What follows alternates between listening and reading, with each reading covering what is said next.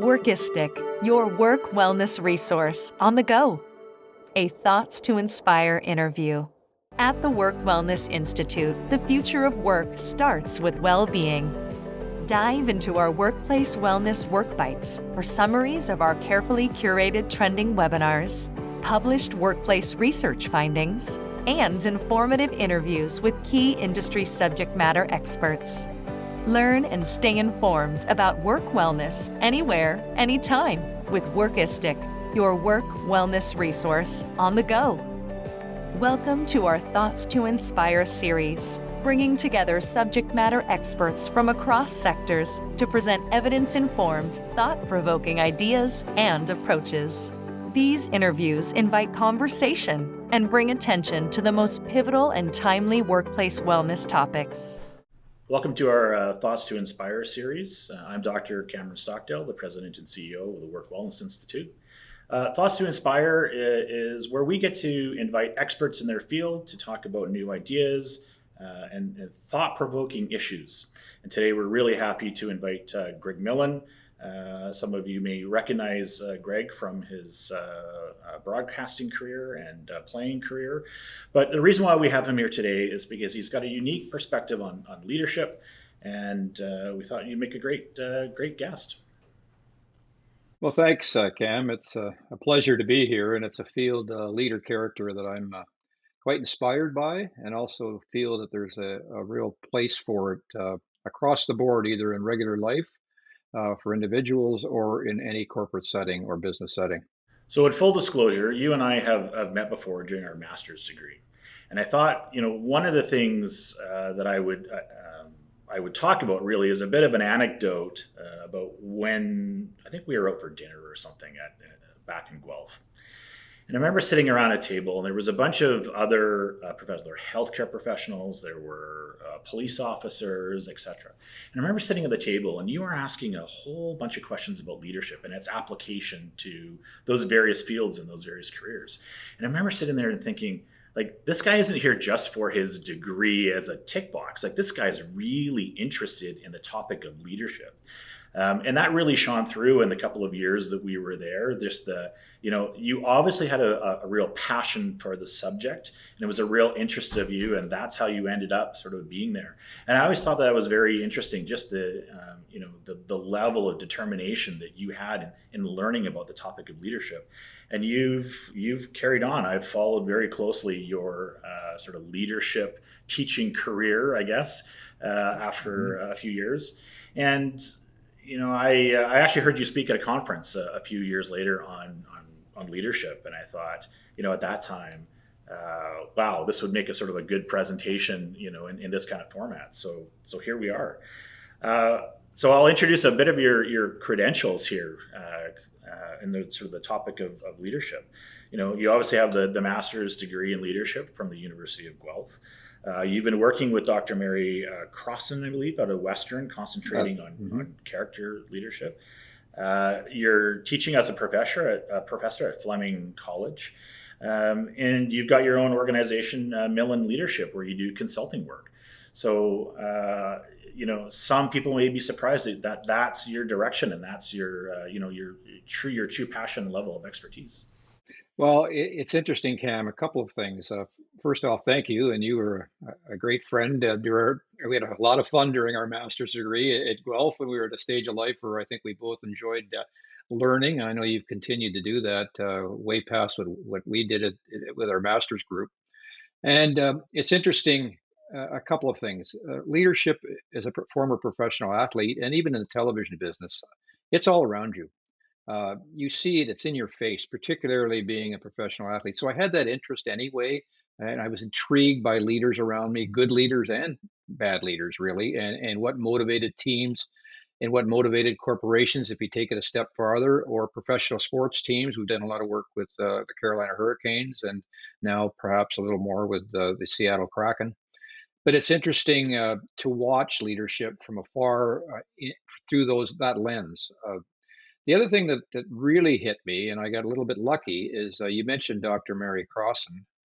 Well, I happened to be at a function with her because my wife and Mary played varsity volleyball together way back at Western.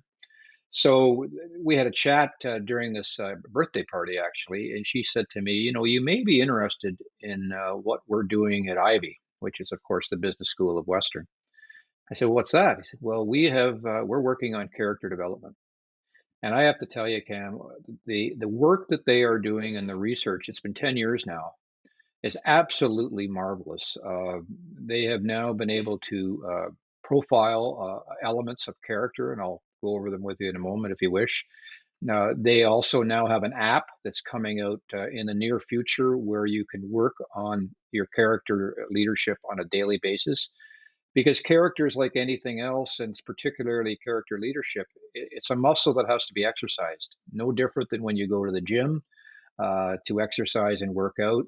It just doesn't happen. Like we all have deficiencies, we all have virtues and vices in our character, in our leadership, and if you don't work on it daily, you become stagnant. So that's an interesting area about all this as well that does relate to sports. So, for those who aren't really familiar with the term or the theory of character leadership, can you give us a bit of an overview about it? Yeah, I can. Well, basically, what Ivy decided to do after the 2008 crash was to go around the world and find out what happened. And make a long story short, what they found out was that there was a basic lack of character within organizations that caused all the issues that they had. Most recently Volkswagen. You can go down the list of some of the issues that have happened since then when corporations lose their way. So they took it a step farther, did an awful lot of research, and came up with elements of character that can actually you can move the needle. The virtues that you can move the needle within an organization, or most importantly within yourself. So they are as follows, and I can go over them a little bit if you wish. But transcendence, which is one often people don't think about, drive, collaboration, humanity, humility, integrity, temperance, which, by the way, when profiled executives, it is the number one deficiency across the board almost every time, which is interesting.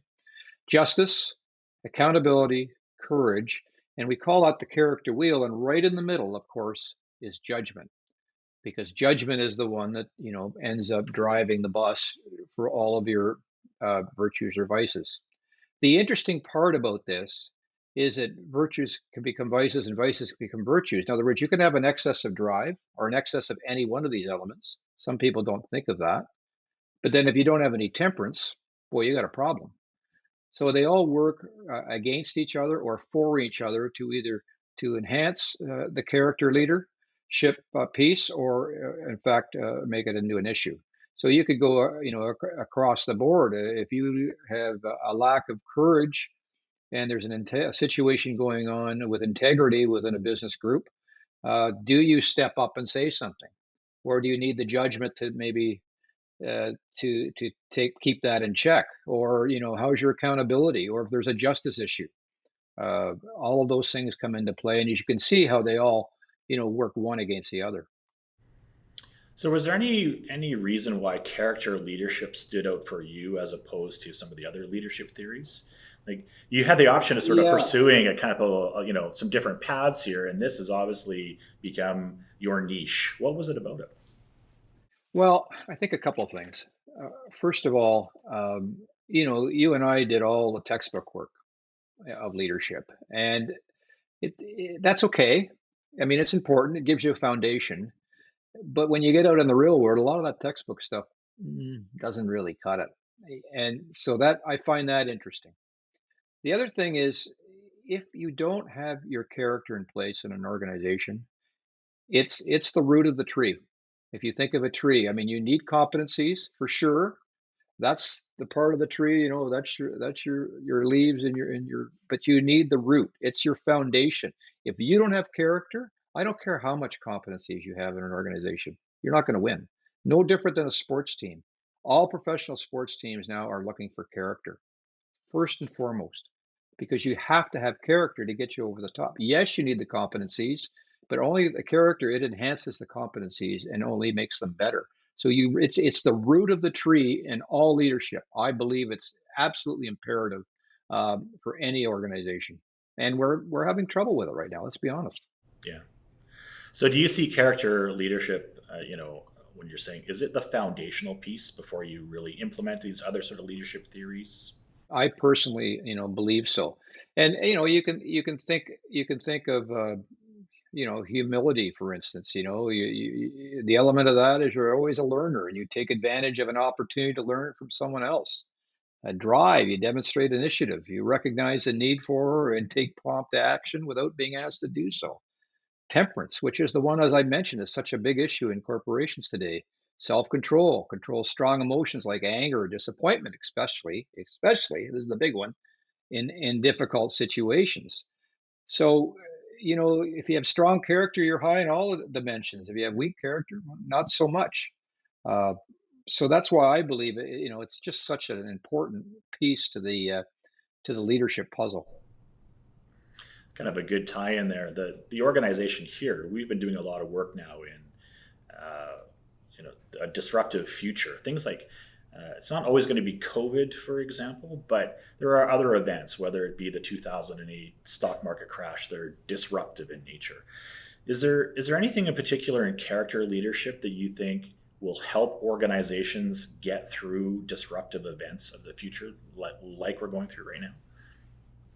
Well, I mean, let's think about if you had a particular. I mean, let's take COVID for instance as a destructive event. Uh, first of all, temperance is a big one, right?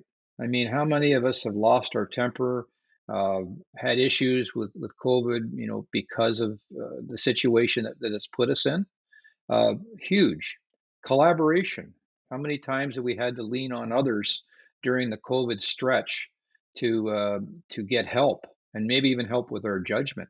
Humanity. Can you imagine if we didn't have a strong sense of humanity throughout COVID to understand somebody else and what they're going through?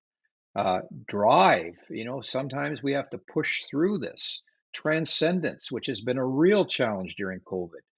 What is the future? Can we see some light at the end of the tunnel? What's it going to look like when we get out of it? Courage to drive ourselves through this very, very difficult time and hold ourselves accountable, maybe in business too, because a lot of us are working from home now. Where's the accountability and all that and the integrity that goes with it? So, and we haven't even talked about humility. And that's an interesting piece when things go south as well. So I just gave you pretty much every piece of the character wheel.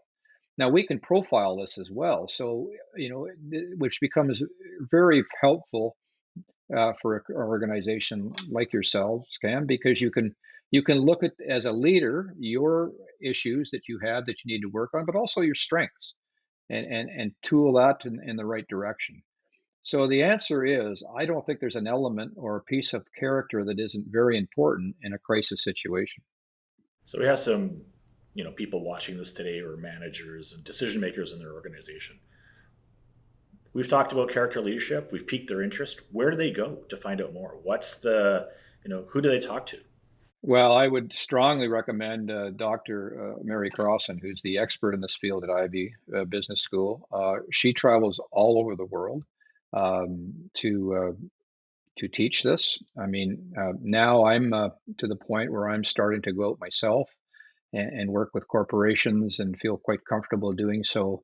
Uh, and we have a whole program now where we can actually, obviously, we profile. You can do either a 360 or an individual profile on character, and then from there, we have, depending on how deep a dive you would like to go into, we can actually go through each dimension of character in workshops and help to develop, help to identify, and help to show how you can implement character within your organization. So it's an interesting step process now that's been quite successful across the board. So when you say implemented in your organization, where does it get implemented? Is it sort of entry level, or is it, senior Well, executives? yeah, I think personally, I think you need to start at the top and develop a program for senior executives because awareness is half the battle, to be honest with you. I mean, we all have an element of character, particular senior executives, but we also know that sometimes we have some situations where we don't display the character perhaps that we should in those roles. And sometimes it's stock options. I mean, there's various reasons why we get caught uh, with our character being tested. Uh, it's been found that you're about +3 above the norm if your characters are being exercised in a proper fashion. So it's a huge advantage to any CEO or senior executive to certainly work and develop their own character personally and within their group. And from there, then you can develop programs across your organization. And let's not forget hiring.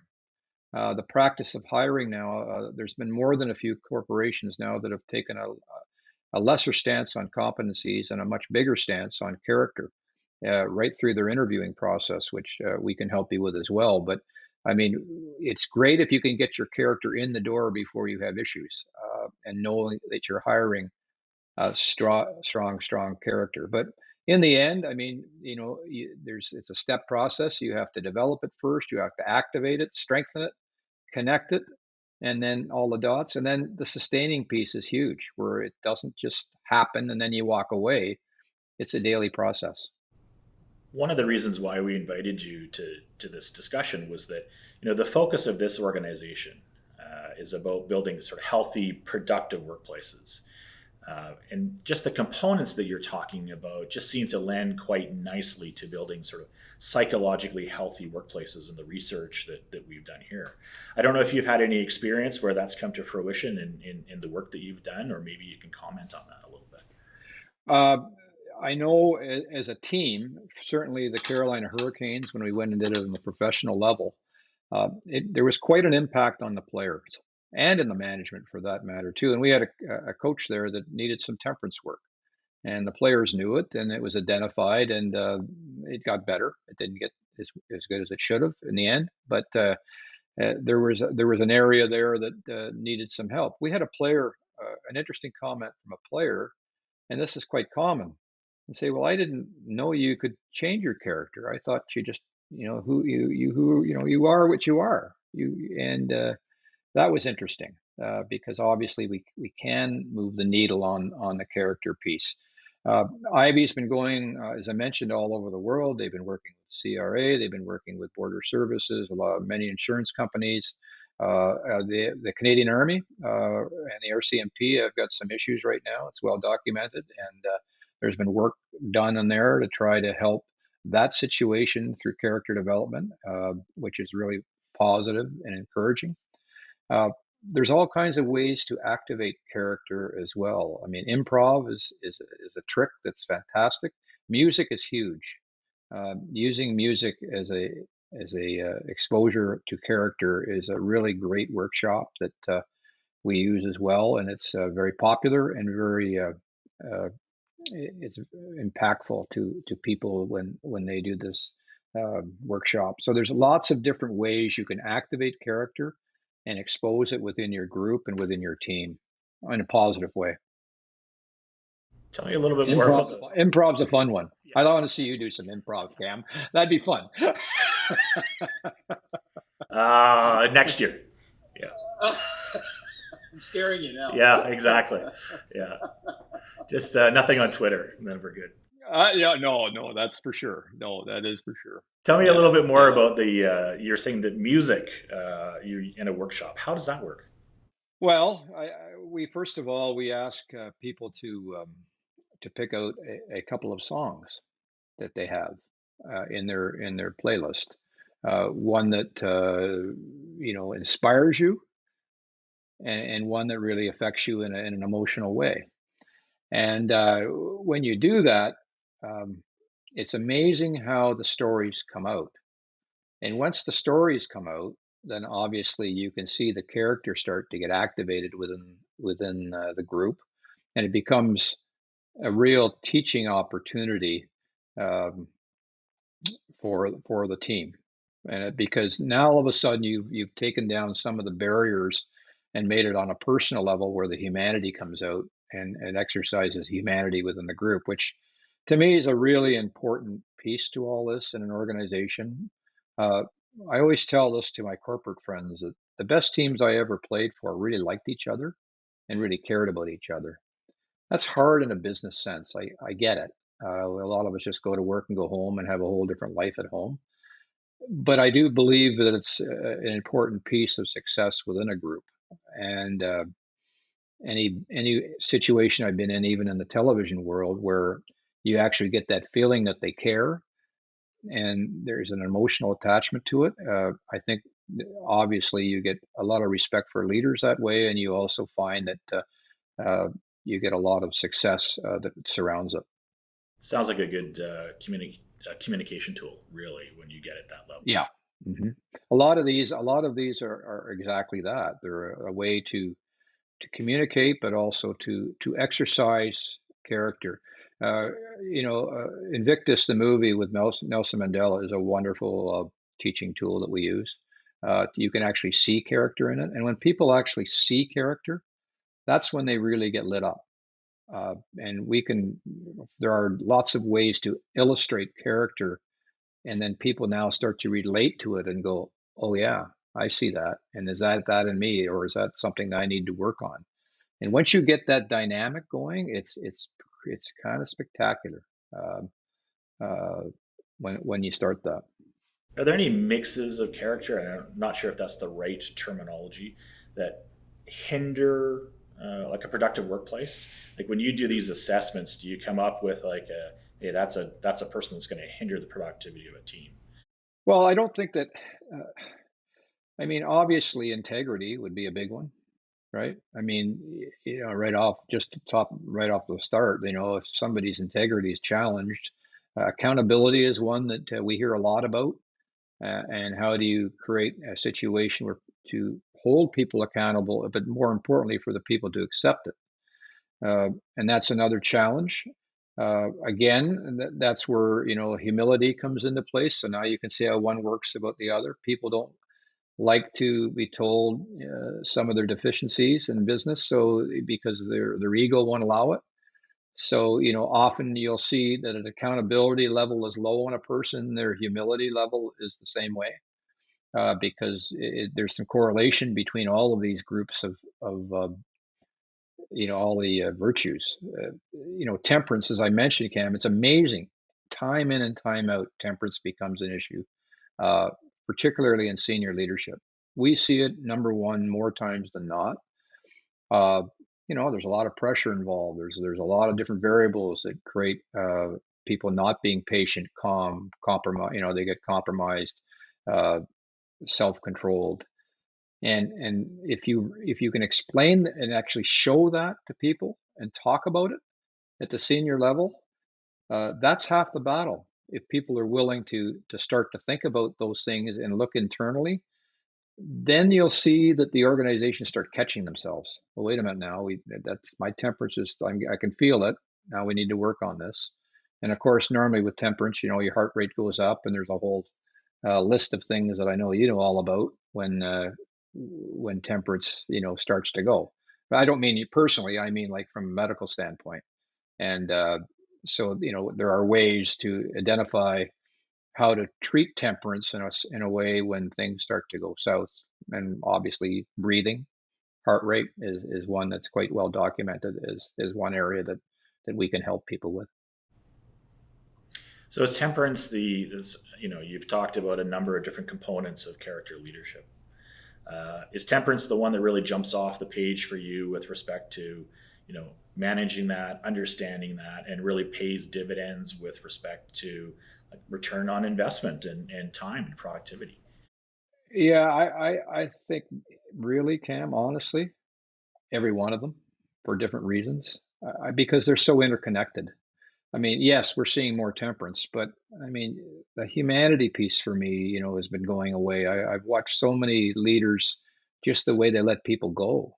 And, here's a box, see you later. And, well, and the lawyers get involved and all that. And, the justice piece right now is we're going through a lot of that in life. And we're going through huge shifts in justice, within corporations, and how's that look, and how's that working, and how are we doing that, and all of these things are all coming into play now.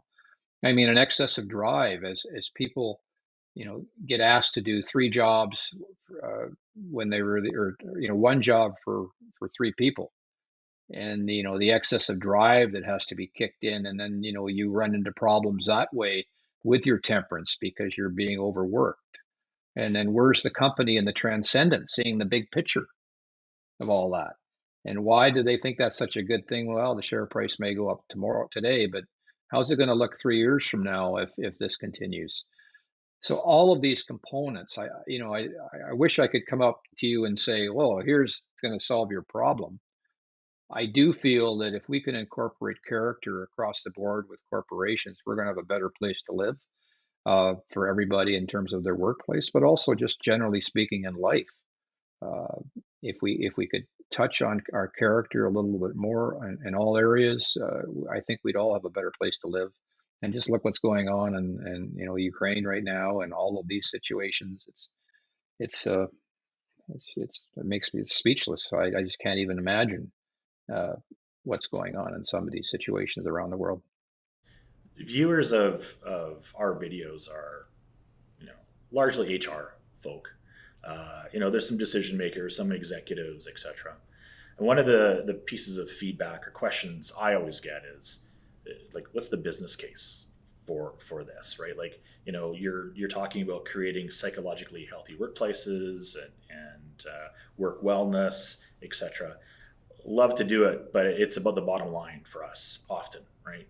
And and so I have to convince them and say the business case for creating a healthy work environment and treating people, as you were saying, like human beings, it becomes an important topic basically that I have to bring up in all of my discussions. So if they put that question to you, what's your answer? What's the business case? Yeah, and it's a tough one. And I feel your pain on this one. It's a work in progress with Ivy and with what I've been watching as well. In terms of there is a lot of stats and information out there now, more and more daily in terms of performance, your character enhancing your competency. And it's there, and it's becoming more and more documented along the way. And I could certainly send some articles that would back it up, and some pieces that have been done by the academics.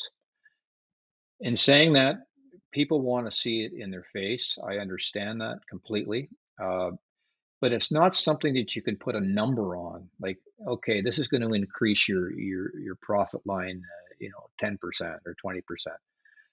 I don't think we're there yet, but I can say that I can't imagine how if I went through this work with anybody, they couldn't see the value in it in their organization. I don't know what the downside would be.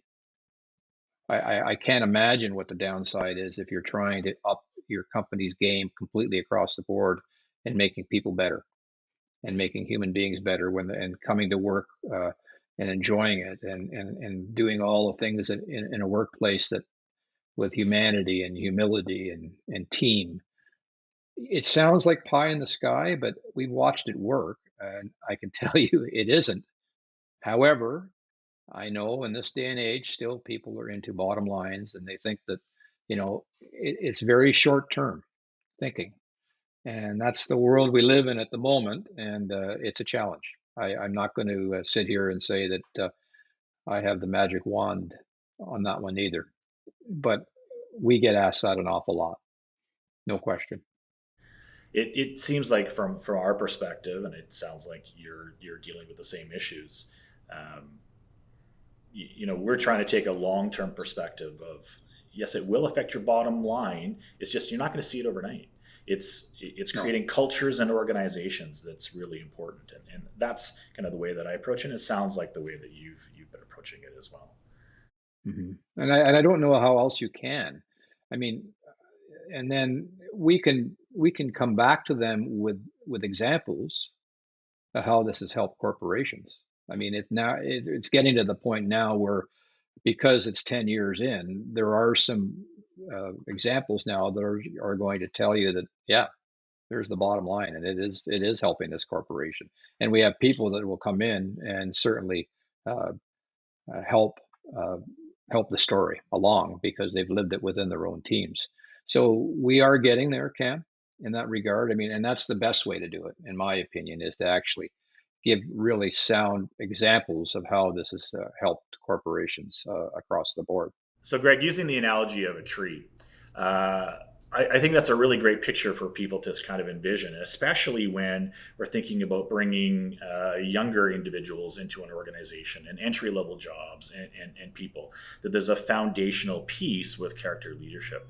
Do you have any experience with sort of bringing on new staff, or even maybe some of your work with teams, what the effect of character leadership is on sort of young people coming into the workforce?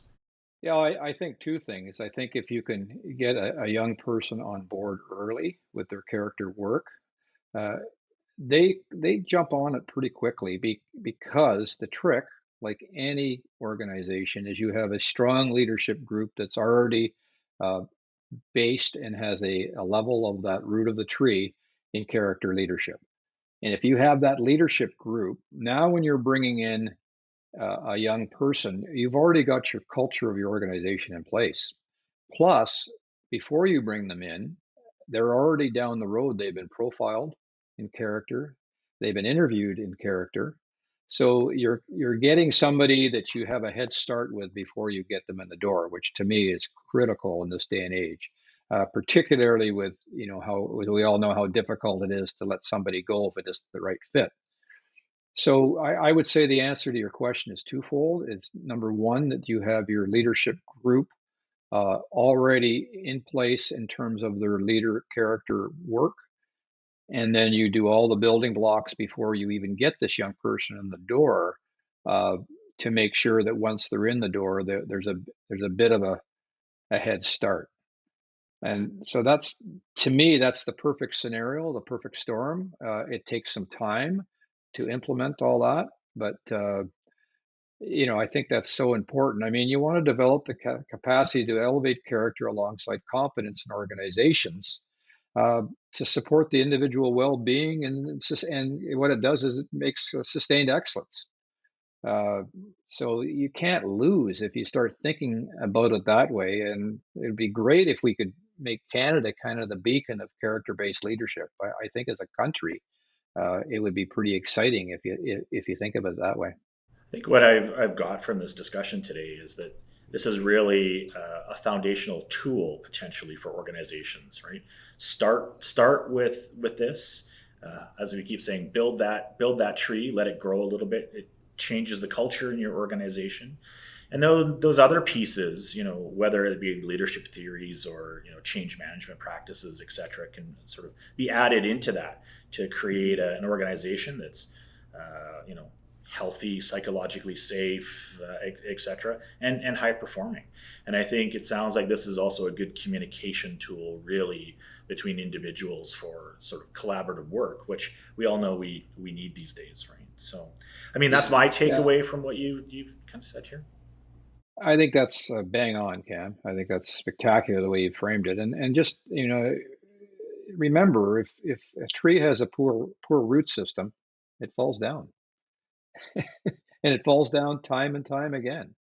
Uh, so if you can create that root system that's really strong, that tree is going to live 100 years, and it's going to be healthy, and it'll sustain itself, and it'll live a good life. And I don't think it's any different than a corporation, to be honest. So I always, when we're doing these interviews, I always give the interviewee an opportunity to say, if you had sort of one line or one message to the people who are watching this, what is it about character leadership that you want to get across and spread awareness about it? Let's make it a better world. I mean, across the board. And we have a lot of issues right now in corporations going on. I see them all the time. We lose our integrity a lot. We lose our humanity a lot. If we make it a better, if character, if we can get everybody thinking character, we're gonna, it'll be a better workplace, but it'll be a better world. And isn't that exciting? I think it is. Lofty aspirations. Yes, I agree. But you have to start somewhere. Yeah, absolutely. Anyway, Greg, I just wanted to say thank you very much. I certainly appreciate your time and your expertise. I think that this topic is fascinating, and I think that If we approach it as we've been discussing as that foundational piece, I think that the potential for something like that is amazing. So again, thank you for your time. Very much appreciate it. Well, it's really great to see you again too, Cam, and thanks very much. And we'll catch up soon. I know that. Thanks. Thanks, Greg. Continue your learning and connect with us at www.workwellnessinstitute.org.